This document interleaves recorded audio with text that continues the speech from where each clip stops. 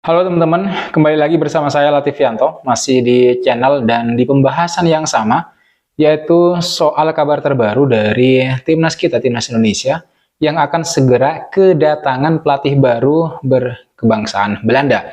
Siapapun nanti pengganti Sintayong, entah itu Patrick Kluivert atau yang lainnya, kita berharap timnas Indonesia terus berjuang untuk mengejar impian. Impiannya adalah tampil di Piala Dunia 2026. Mudah-mudahan dengan datangnya pelatih baru ini, nanti timnas Indonesia semakin gacor, semakin menunjukkan taring di hadapan lawan-lawannya yang pengen menjegal timnas kita, timnas Indonesia untuk bermain di Piala Dunia. Nah, sebagaimana yang sudah diberitakan sebelumnya, bahwa PSSI telah mengumumkan Patrick Kluivert sebagai pelatih timnas Indonesia untuk menggantikan posisi Sintayong yang sudah dilepas. Dia akan didampingi oleh Alex Pastoor dan Denny Lanzat sebagai asisten pelatih dan didampingi oleh tentu saja pelatih Indonesia. Nah, media asal Belanda, The Telegraph, mengungkapkan bahwa Patrick Kluivert ini dapat memanfaatkan potensi besar yang ada di timnas kita. Apalagi timnas kita, timnas Indonesia, kita tahu semua diperkuat oleh pemain-pemain keturunan. Pemain keturunan Belanda Indonesia, mulai dari Mees Hilgers misalnya, Martin Pas, ada Calvin Verdonk, ada Tom Haye, Jay Itzes, Shane Patinama, Nathan Choaon, Eliano Reinders, kemudian ada Ragnar Oratmangun, Justin Hubner, Sandy Walsh, Kevin Dix gitu ya, dan kemudian Ivar Jenner. Selain daripada itu ada juga Jordi Amat, Elkan Baggett, dan Jens Raven. Yang terbaru, timnas Indonesia juga bakalan mendapatkan tambahan kekuatan baru dari Ole Romeni yang saat ini sedang menjalani proses naturalisasi. Surat-suratnya sudah ada kemajuan. Mungkin nanti ada Jairo juga yang akan berada dalam daftar pemain keturunan di timnas Indonesia. Karena menurut informasi terbaru dari PSSI, katanya PSSI kembali mendekati Jairo ini untuk mengajaknya mengikuti atau menjalani program naturalisasi. The Telegraph optimis soal potensi timnas Indonesia yang kemungkinan tidak hanya bisa berbicara banyak di kualifikasi Piala Dunia 2026, tapi juga nanti di Piala Asia. Hal itu tentu saja menurut saya tidak terlepas dari gaya melatih umumnya para pelatih dari Belanda, termasuk Patrick Kluivert, yang kemungkinan besar akan membuat permainan timnas Indonesia jauh lebih menyerang dan atraktif. Mungkin kita tidak akan menemukan lagi pemandangan timnas Indonesia yang seringkali parkir bus seperti di zaman Sintayong. Saya berbicara seperti ini bukan bermaksud untuk menjelek-jelekan pelatih lain, bukan ya. Tapi ini kenyataan bahwa ketika timnas menghadapi tim-tim yang lebih kuat Sintayong, hampir selalu pasti menggunakan formasi bertahan sekuat-kuatnya untuk kemudian melakukan serangan balik atau counter attack dengan cepat dan efektif. Seperti misalnya yang pernah dia lakukan ketika timnas Indonesia melawan Arab Saudi.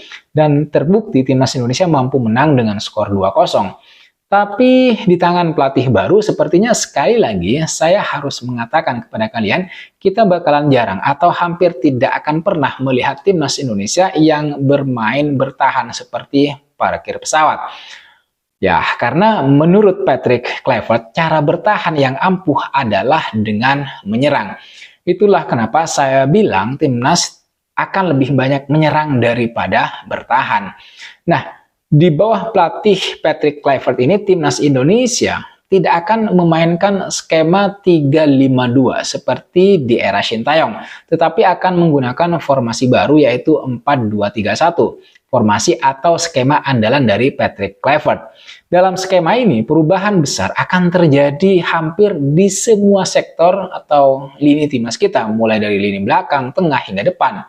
Kalau kita urut dari sektor penjaga gawang, saya pikir ya Martin Pas tetap akan menjadi pilihan utama. Peran dia di bawah Mister Gawang itu tidak tergantikan di era kepelatihan Sintayong. Kemudian kita kalau geser ke depan agak sedikit, yaitu di sektor lini belakang, di bawah pelatih Patrick Kluivert, timnas kita ini akan memainkan 4 pemain bertahan yang sekaligus menjadi tumpuan utama timnas kita. Nah, para pemain yang akan mengisi sektor lini bertahan ini adalah Kevin Dix, kemudian Jay Itzes, ada Mees Hilgers, dan Calvin Verdonk. Yates dan Mesilgers itu akan bertugas sebagai central defender untuk menghalau setiap serangan yang dilancarkan oleh lawan ke timnas kita. Sedangkan Kevin Dix dan Calvin Verdong ini akan menempati sisi kanan dan sisi kiri sebagai wingback atau back sayap. Mereka berdua bukan hanya menggalang pertahanan di belakang, tetapi juga bisa melakukan manuver untuk membantu mengkreasikan serangan timnas kita.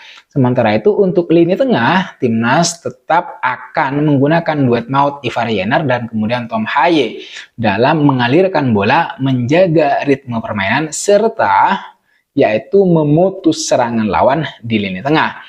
Lini tengah ini termasuk sektor yang sangat penting, signifikan. Jika lini tengah kita lemah, maka tim lawan itu akan leluasa menguasai bola dan mendikte permainan.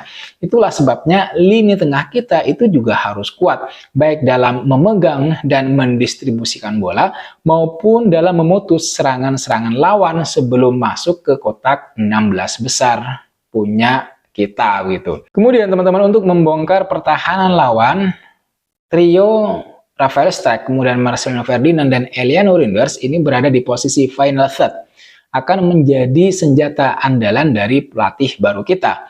Di posisi ini, Marcelino Ferdinand yang sempat bersinar saat bermain sebagai gelandang serang di belakang striker waktu atau di eranya Shin Tae-yong, diprediksi bakal semakin mentereng di bawah arahan Patrick Kluivert.